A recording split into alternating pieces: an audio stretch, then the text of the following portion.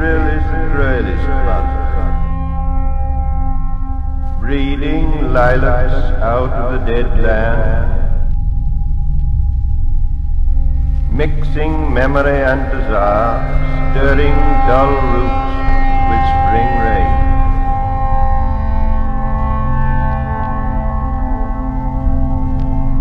April is the cruellest month. We're going to devote our energies to sports and gardening, all the cultural pursuits as far as they're concerned. In fact, we're going to put the goons to sleep. Meanwhile, we dig.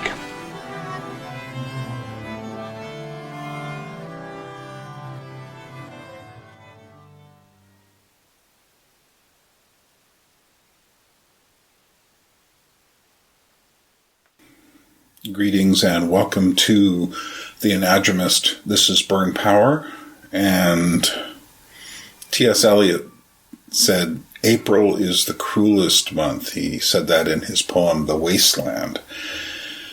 And April 2020 will certainly go down as a cruel month for the world, which is a strange thing to think about, that the entire world would be affected by one thing. And this is unprecedented. Never in the world has one thing affected us the way this has. Now, there have been things that have spread. Things like literacy have spread around the world. The English language is found almost all over the world. The smartphone has certainly had an effect on the world, but it's still been a slow development. And the verdict is not in yet on what the effect of the smartphone will be seen to be by history. But this moment, the pandemic, the coronavirus, COVID-19, the Wuhan virus, whatever you want to call it, is an unusual moment in that one thing is making so much of the world act differently than it normally does, or maybe give us our dream come true of real social isolation. So what this is going to be is part of the series of how we got here, except what we're going to do is discuss the very recent past. And when I'm numbering this, you will see it's got a later number than where I was supposed to be. I was supposed to be doing the 80s and how the cultural collisions, the culture war got started, 70s and 80s, which I'm still mulling over how best to do. And in fact, I may save it for later because I'm so familiar with so much of the rest of the history. I'm familiar with that too, but it's just how to deal with things which are essentially you have to tiptoe through in order not to just bring a sledgehammer and smash down your particular biases. So this essentially will be a culmination of the How We Got Here videos and the beginning of perhaps another series of Where We Are. The pandemic is a game changer. I was talking with a friend of mine here in Georgia, the country, not the state. And as we were talking, we said one thing that was very clear: we are no longer anywhere near the 20th century. This officially divides any remnants of the 20th century off from the 21st century. You know, when September 11th happened, it was happening essentially to 20th century people. When the Great Recession of 2008 happened, it was happening essentially to people who still had quite a memory of the 20th century. But now this is something which is really a 21st century event. And it's the culmination of many things, and it's completely unforeseen, except, of course, it was totally foreseeable. We've been realizing what disease could do to us for quite a while now. Since the 90s, there was an emphasis on what diseases do. I have books that came out from that era that I read, like The Hot Spot, which I believe that's the book that discusses the Marburg virus and Ebola for the first time, and I read that back in the 90s. But this pandemic is a game changer, and what I want to discuss today is the ways in which the game will possibly change. And we can't see all the ways, but we can start to begin to get a glimpse of something beyond where we have been in the aughts and the teens of the 21st century. What's strange about this disease, and I mentioned it earlier, and I'm going to spend even more time talking about it at the end, is that this disease, this illness, this virus has essentially given us what we've really been asking for. And that is, it leaves us alone with ourselves and our technology. And I'm going to mention this at the end, but essentially, it's a strange sort of gift back to us. It's just like, really? You want to spend all your time on, just swiping and doodling around on your smartphones and on your computer screens? Great. Take it. That's all you get. Which is pretty much a definition of hell. Hell being you get what you really wanted. Which is why many of the greatest fairy tales and the movie Stalker are all about getting not what you say you want, but what you really want. And I think that this virus is giving us what we have really wanted. To be alone, to not be bothered by the physicality of people, the humanity of people, and to just simply say, there's your screen, now you can talk to people. That's what you've wanted, isn't it? Isn't it? So, let's go back to the teens. I will eventually come back and do an official summary of what I think happened in the last 10 years of the 21st century. But what's interesting to me is that sometimes things happen in such a way as that there's a moment when things change. So September 11th, for many corners of the world, is a moment when things change. It's certainly changed in America, but also in Europe, also in the Middle East, also in Asia.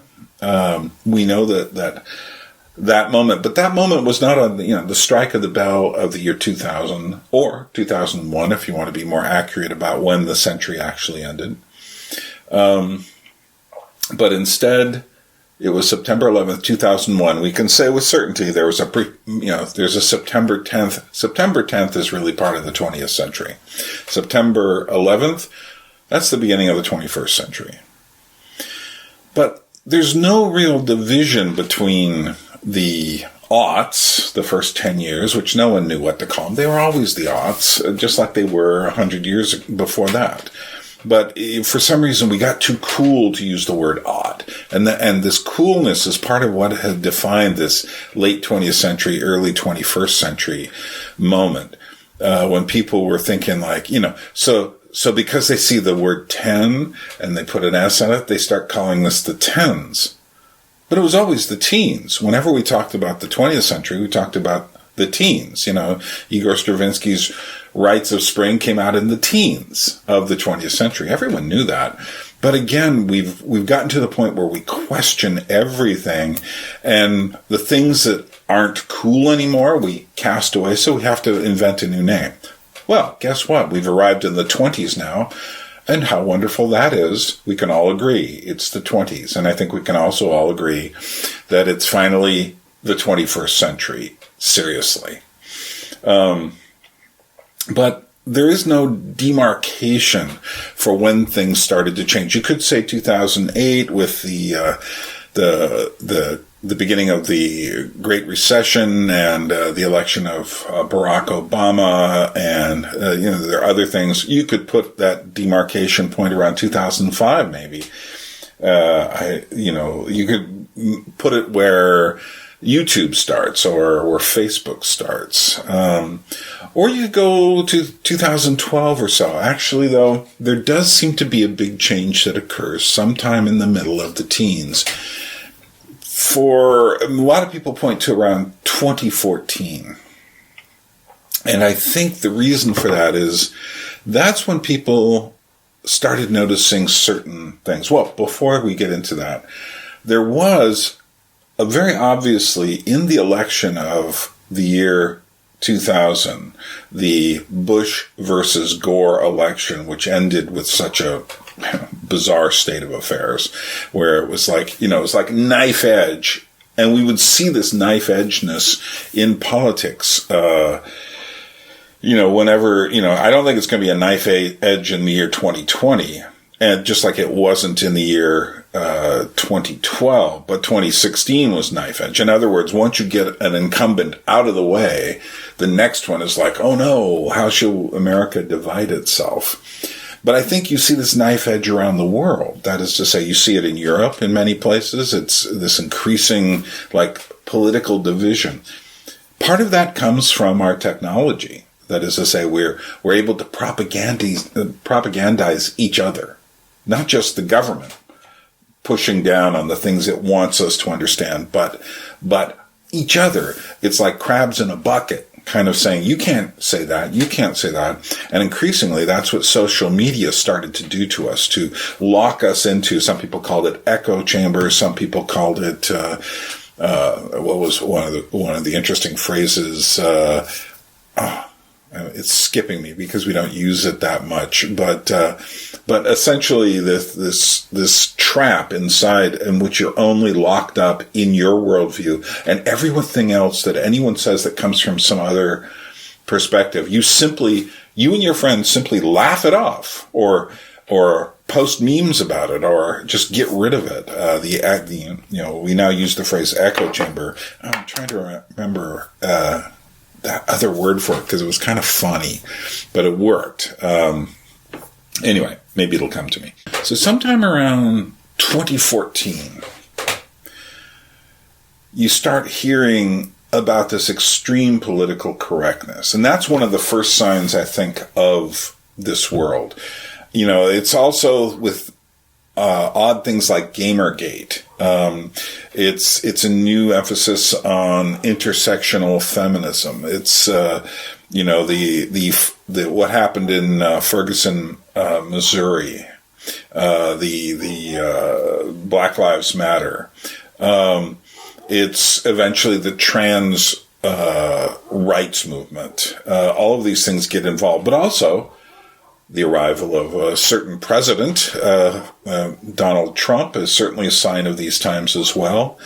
Things are happening on YouTube. There's a new sense of commentary, and there's a sense that the mainstream media doesn't even know how to address the issues of our society anymore because they've aligned themselves very specifically with the Democratic Party, so that people who watch those things will get one view. People who are, for instance, following YouTube commentators of all sorts of different stripes are going to get another view.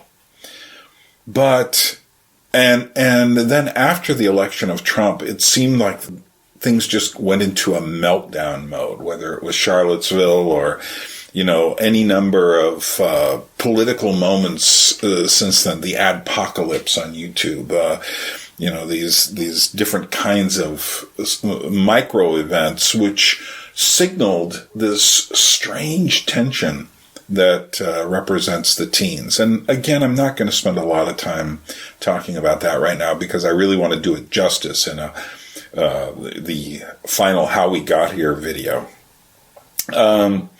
But in the last year, I've noticed some big changes. One, we've been living in a geek culture, geekdom. Fandoms all along, these people living for cartoon figures and game figures and franchise superhero entertainment and franchise science fiction like Star Wars. But in the last year or so, there's been this sense of tension that these things can't last. And they can't. Simply because everything does change. So, for instance, once upon a time, there was no Star Wars. By the end of the 1970s, there was a Star Wars. It's the beginning of this age, as far as media and entertainment goes. But, whatever happened to the older forms of entertainment? Well, they disappear. Likewise, these forms of entertainment will disappear. Just as there was like a whole moment at the late 80s, beginning of the 90s of this kind of loud, noisy stuff. There was grunge music and noise music and alternative music. We still don't have a good name for that era. But just as there was this huge emphasis on that sort of culture, which then got commercialized in the end of the 90s. But eventually you have the arrival of things like, or people, events, phenomena like Britney Spears and Christina Aguilera. You have the kind of the end of the rock story. It tapers off drastically after Kurt Cobain's suicide. You have, and there's very little of the rock culture left in popular media anymore. But you also have the rise, through the 80s into the 90s, finally a triumphant of blockbuster entertainment culture. And I don't mean the blockbuster video stores, which obviously went the way of the dinosaur because they didn't adapt to downloading and streaming and stuff like that. But instead, these mega entertainments came along, and their flip side, which was the alternative movies, which were not alternative at all, really. They weren't works of art. You watch some film like Juno and stuff, which was like an alternative darling in its day, and it's like, I'm sorry, this is just really obvious messaging. It's a part of a certain message propaganda stream. And it just happens to be done on a low budget. Whereas on the big level, you have this the main message is we need to make money with our franchise. And the franchise often was MCU or the DCU or the Star Wars world or, any number of Disney or Pixar entertainments and such. This became huge. Likewise, the gaming world became huge. And still is, and does shows no sign of dying off. But there was a tone that happened in popular culture in this period, from the late 90s until the present, in which what had been kind of people used to go to movies and say, yeah, I like that movie. I like Star Wars. I like Indiana Jones. I liked watching, Critters or whatever. I like these movies. To there being then a lower level at which people were, the word geek began to be used to describe them. The people who were the fans, the fandoms, what originally was the Trekkies and the Whovians and such, these really kind of low-level cultural forces slowly started to rise and become the mainstream culture by the present. So that, people are completely invested in what happens in whether it's Game of Thrones or the movies featuring Batman or Superman or, Marvel's Avenger movies or any Marvel movie for that matter. So people began to be completely invested in these things. You could compare it on one level to sports fandom, particularly in America, this kind of strange thing of painting your face the colors of your team and going to your football game. Or you could look at it as religious phenomena, and I think that's really closer to the truth. I've looked at fandom as being a cult, but not a cult run by someone like Jim Jones or Charles Manson, but a cult that has no fixed leader, and it's all about changing the products given to you into something that you interpret in your own way that you hope will bring meaning to your lives. And the best way to describe this is as a cargo cult. And not too distant future, I'm going to talk about our cargo cult culture, where we have all of this stuff. We're like people living in the Solomon Islands, tribesmen who didn't understand the Americans coming there with all of their high-tech gadgetry, their planes, and all this stuff coming down out of the skies with red crosses on it. So they figured if they built little imitation runways and airport towers and put red crosses on things, that their ancestors through the cargo would bless them. You know, that somehow the Americans had tapped into that, but they needed to get it back. Well, that's how we are with our fandoms and our geekdoms.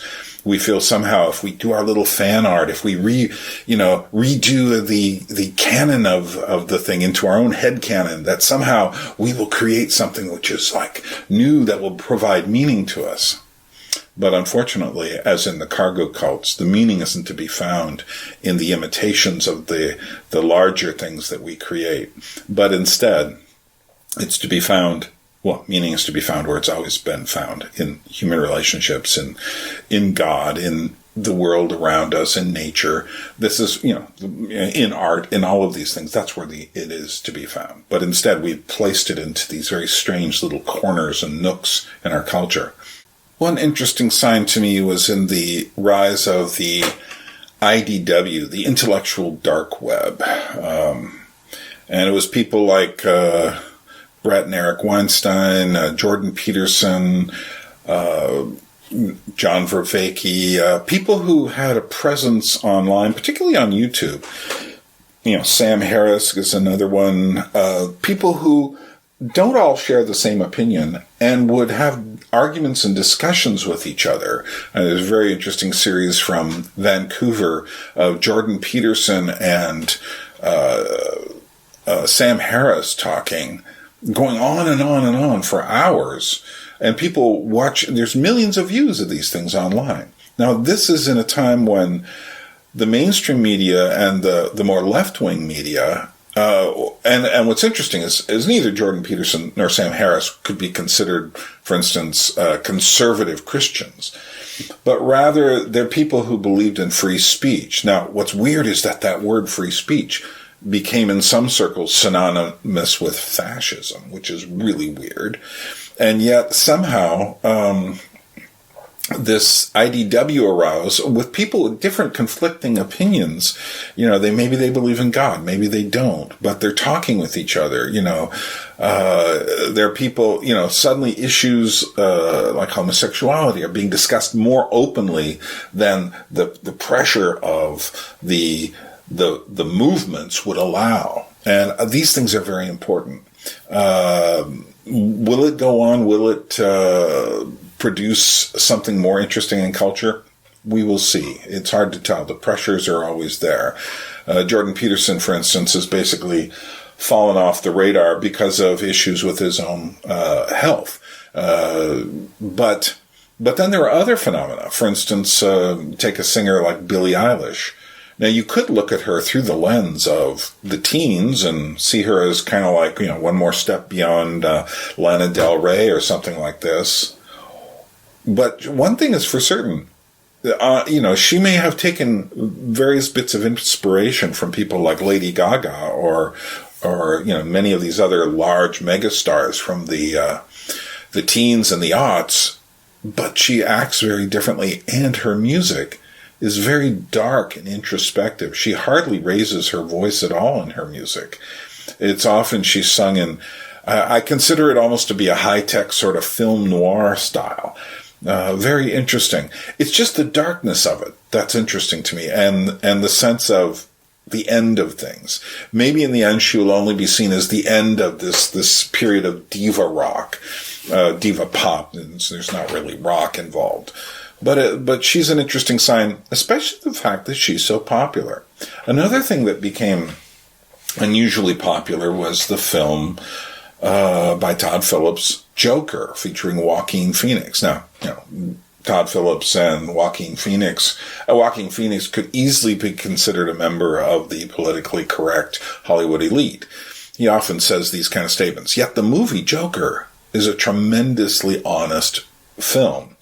And it was a film that also gave people, particularly on the left, a big sense of like, oh, this could be dangerous. And they would say that could be a dangerous movie. Like people were going to be running around imitating Joker, the film, and the character. Whereas, in fact, the importance of Joker seems to be that, unlike all the other, you might call them triumphalist sort of superhero movies, Joker is obsessively dark and basically is saying to us that this is not the same world anymore. It harkens back to the 70s, which was an interesting period to harken back to, or the early 80s in New York. It harkens back to a darker period. And yet I think as we go forward, for instance, we're seeing, the Birds of Prey film about Harley Quinn came out from DC.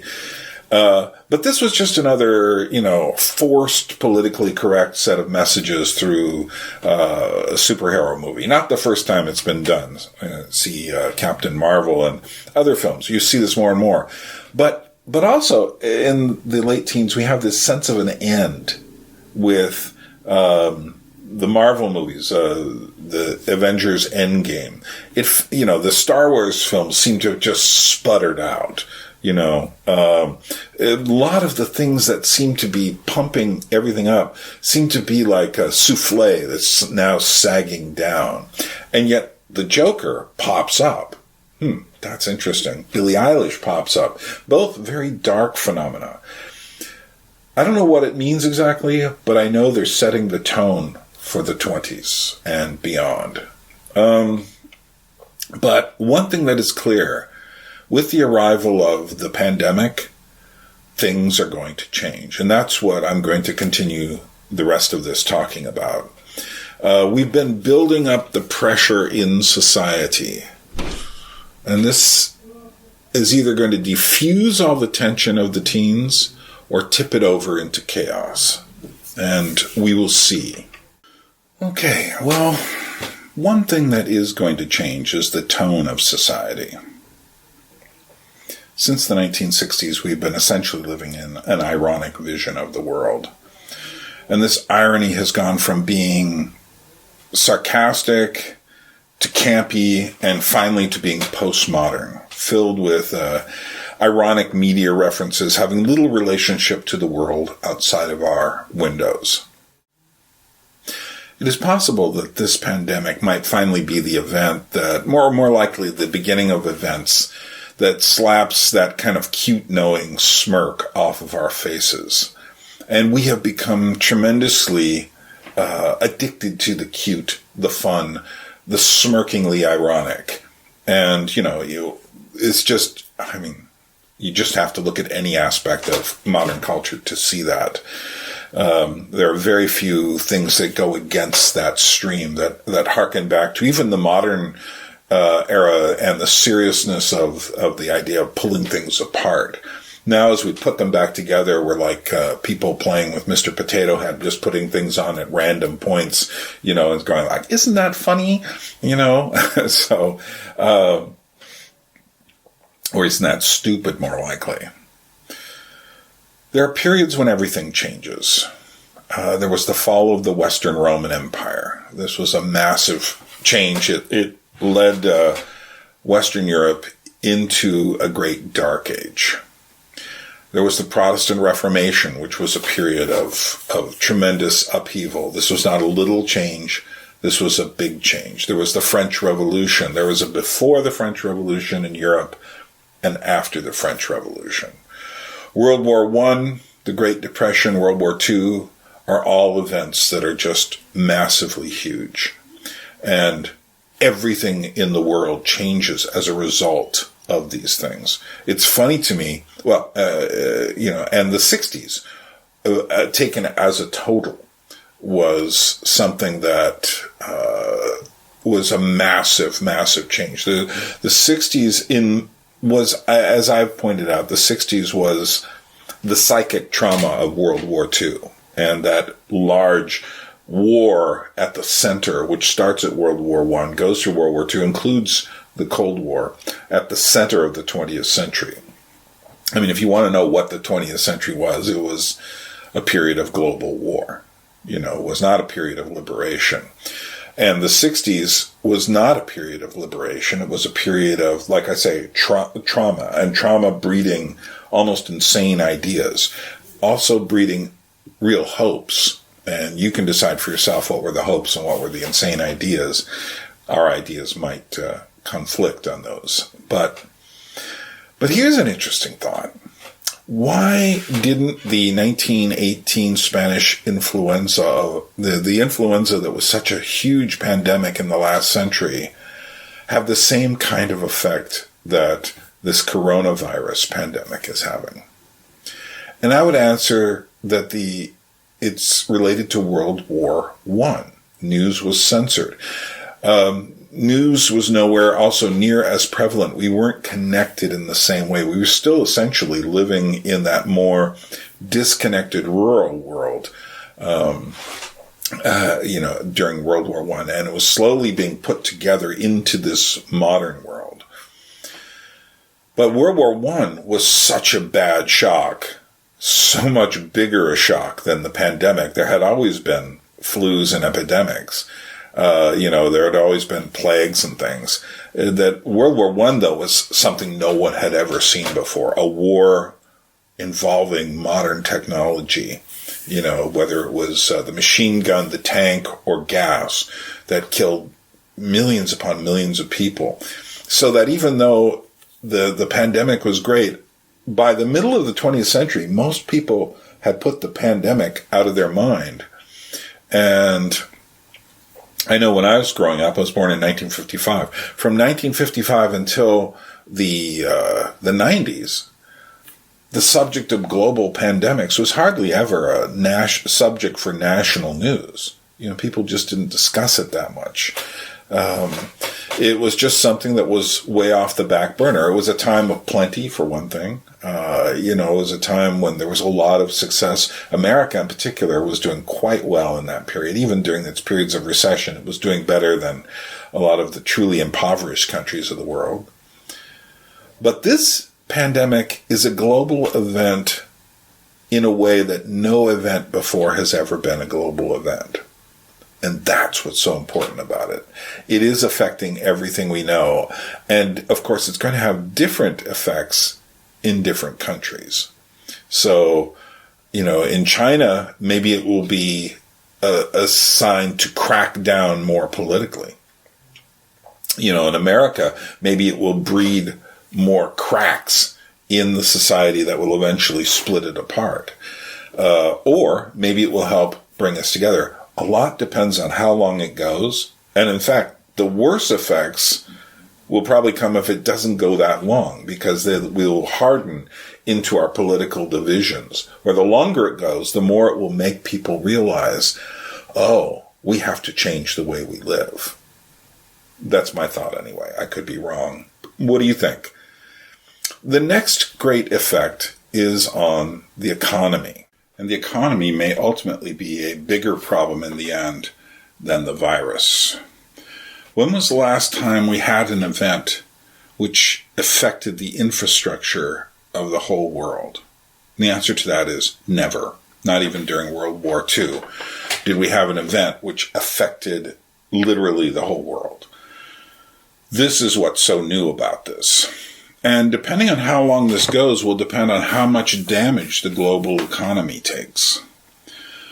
What does it mean to Italy, or Spain, or New York City? I'm from Alaska. I'm living now in Tbilisi, Georgia, but I've spent the last 22 years of my life in Alaska. And I can tell you one thing right now, what's going on there. The Canadians decided about a month or so back that they would not allow cruise ships to stop in Canadian ports until at least July 1st. Now, that was their assessment at that time. They could have pushed it back further by now, but at least until July 1st. Now, a cruise ship always flies an international flag. They do so to save money. In order to earn that international flag, they have to stop in at least 2 countries during a trip. This gives them, the right to be called international. Now in Alaska, if you go from San Francisco or Seattle up to Alaska, the Inside Passage to see Glacier Bay or, Skagway, Alaska, and its old train from 100 years ago. If you don't stop in a Canadian port along the way, you are not an international vessel. So that action by the Canadians basically took the heart out of the tourism season in Alaska. Tourism provides roughly 1/3 of the economy for Alaska, and by taking away the 1/3 of the economy of Alaska, that is going to affect all of the other businesses in Alaska. And essentially what's happened is, now at this point, in April, is when everyone would start gearing up for the season, which begins near the middle of May. So people would be having...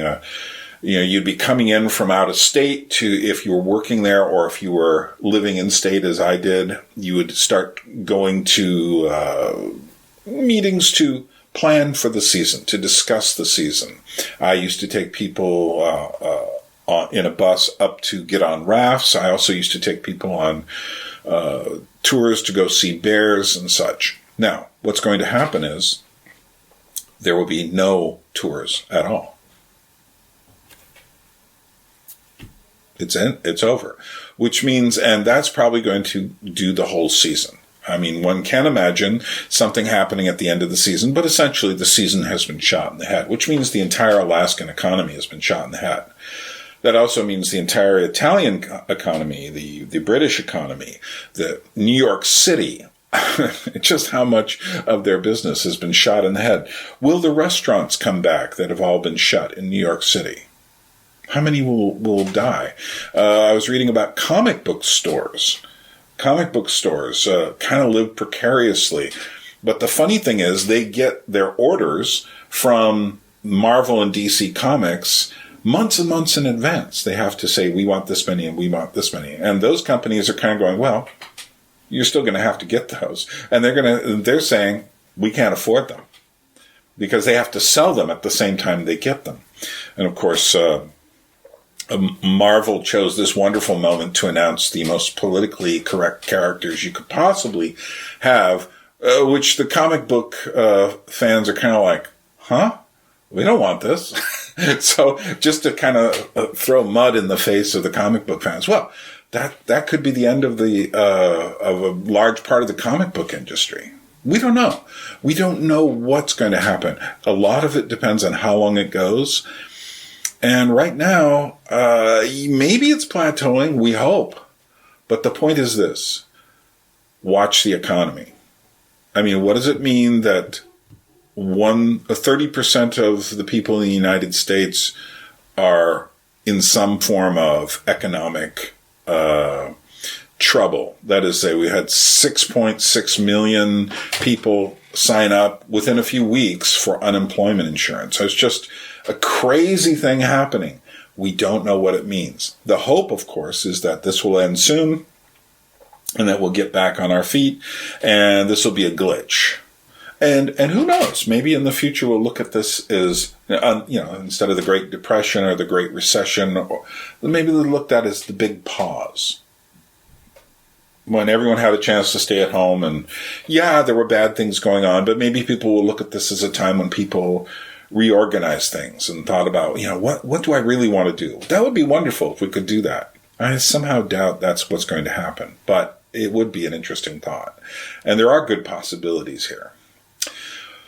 Well, then we come to political tensions. And just in case you haven't been noticing, if you've been sleeping from the last 10 or more years, we have seen a really big increase in extreme political polarity. The worst places, in some places, you have to go back to your last civil war or major conflict to make a comparison. That's certainly true in America. The political pressure is worse than the 1960s, and it felt bad in the 1960s, but it was of a completely different nature then. But, if you look at Hong Kong, France, the UK, the European Union, the USA, lots of political insanity and tension and polarity everywhere. One thing is for certain, the open border policies of the Schengen zone and the European Union have taken a massive hit. And I don't know how they're going to recover. Also, the fact that there was a lack of any serious coordinated European response at first to Italy, then to France and to Spain, have shown that one of the great casualties of the coronavirus pandemic may well be the European Union itself. Hungary has effectively become a dictatorship. Poland, I don't think, is in the same place, but they have rejected the EU. And of course, Britain itself has separated through Brexit, and that was shortly before this happened, the official yes, this is Brexit came through. And I think this is only going to cement that Brexit as an event. That is to say, I think that the desire to go back to Europe is going to be even more strongly fought against because of what's been happening. And of course, my own country, America, the USA, United States of America, has been in great political tension for years. And oddly, the Democrats are so blindly furious at Trump that they and the larger organs of the mainstream media tend to take on China's interpretation of events rather than to take a more nuanced and truthful view. That is to say, they agree with, if Trump uses the word the China virus, they all jump up and go like, oh my God. Whereas, of course, that is exactly what the Chinese pressured the WHO to do, which is to say that I think that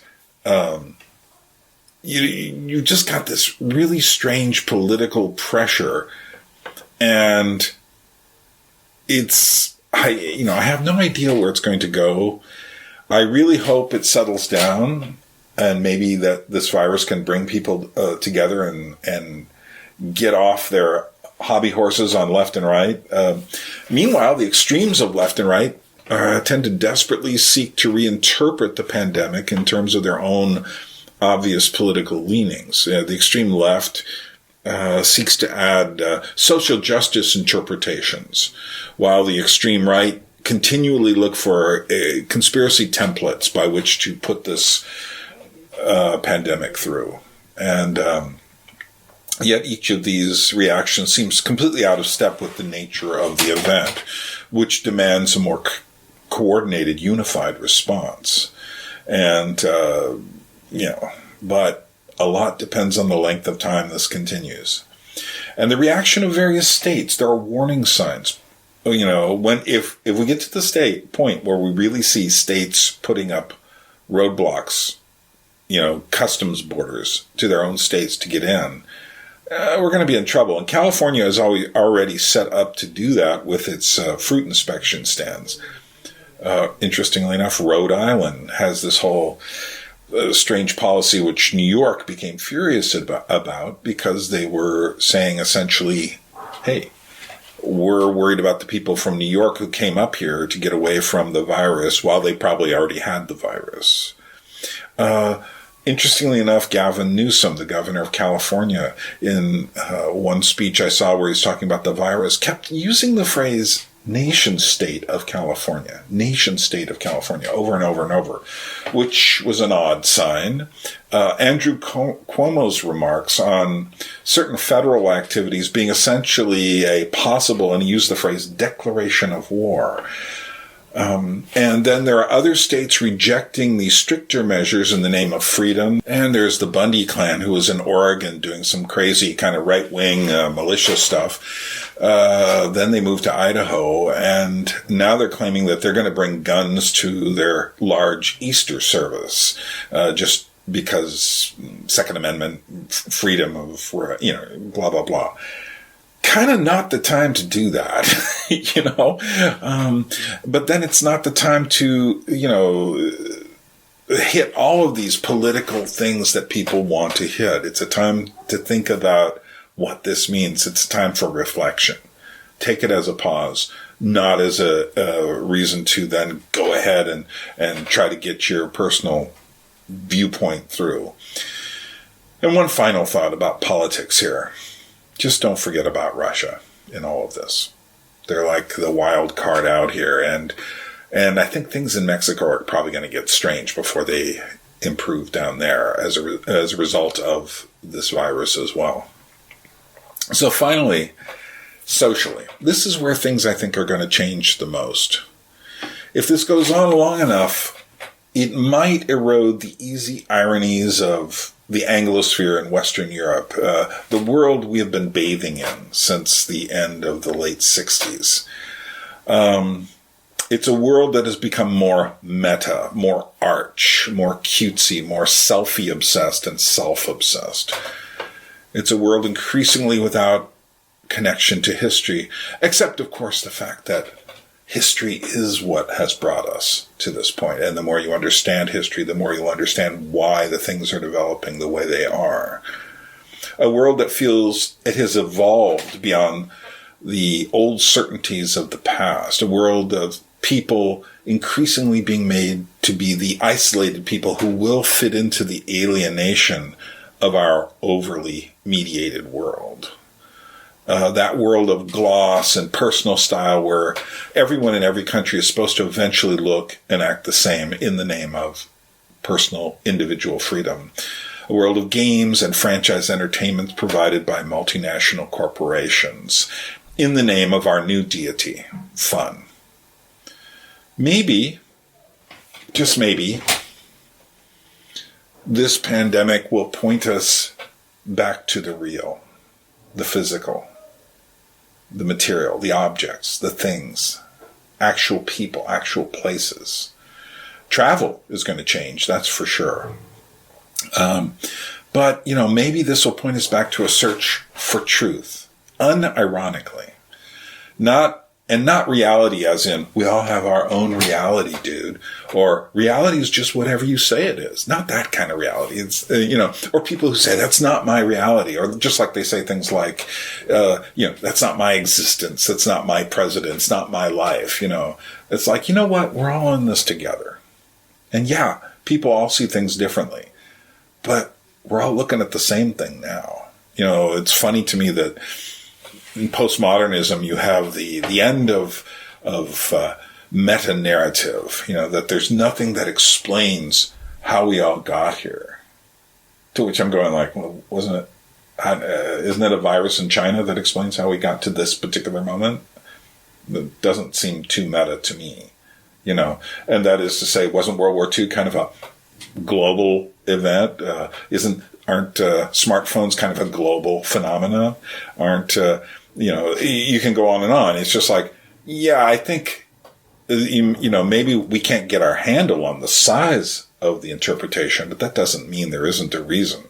That doesn't mean that there isn't something that explains why we're here. And that's where I think the postmodern narrative breaks down, is because in fact, I dislike hearing the word narrative. I prefer story.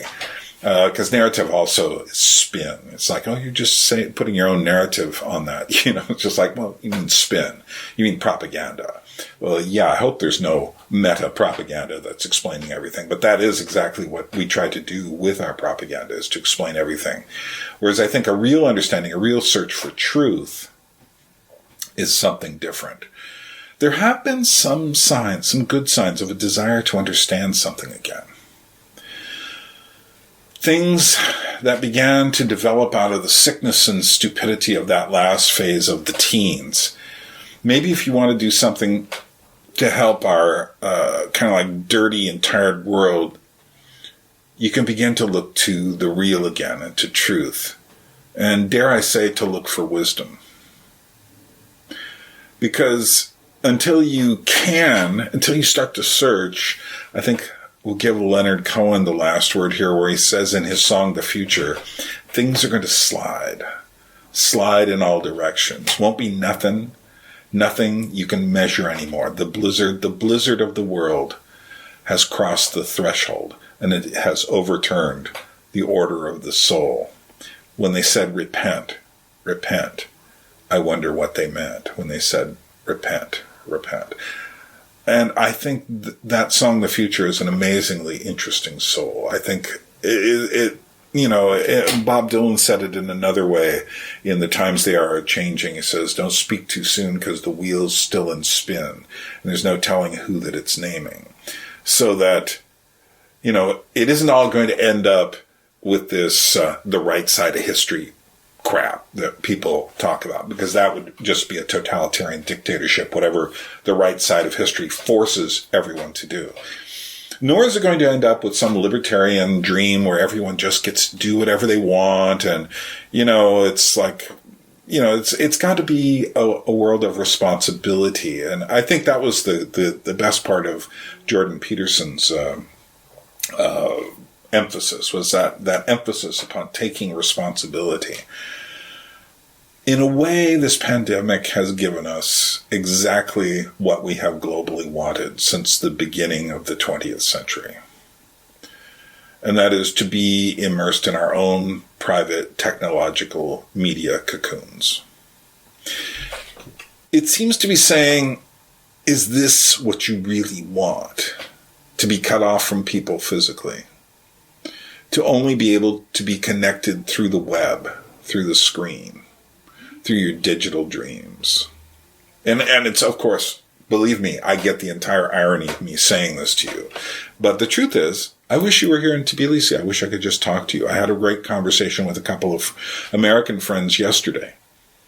And I value that physical presence much more than ever.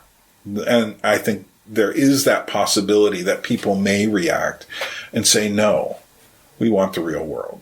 I want to be with people. To see people with my own eyes, to touch them. But, there's also a temptation for us to say, technology is the only thing that really helped us during the pandemic. It keeps us connected. And to surrender more and more of our lives to the virtual. Technology is like the teat at which we suckle. It provides our entertainment. It provides our connection to the world. It gives us our news and information. It tells us, what we need. No, it doesn't. Whatever I have said here, I would, if you had been here, the conversation you and I would have been much better. Yeah, if you were open to it. If you weren't, well, no, then it wouldn't have been. But do you want to surrender your lives to the virtual? Because that is what's coming. Or do you want to live in the real? The choice is up to you. One very good thing I see as just a final note, because I've been researching puppetry since 2005. Puppetry is actually doing kind of well. And I think that's a really good sign for the direction of the 21st century. Puppetry has also been invested in technology, but it's about getting together with people and seeing a show of physical objects or shadows or anything in a room with people. And let's look forward to doing things like that again. Well, anyway, I've been talking too long. I'm going to get out of here. This is Byrne saying, hey, by the way, if you want to support the channel, you can. There's a PayPal link here. And share this if you think it's worth sharing. And like it if you think it's worth liking. All that helps on some strange YouTube level. But the truth is, I wish you well through this. And use this as a chance to pause and stop and think. Well, anyway, from Tbilisi, Georgia, this is Burn Power, the Anadromist, saying, I'll see you. See you soon, hopefully. On the streets. A people without history is not redeemed from time. For history is a pattern of timeless moments.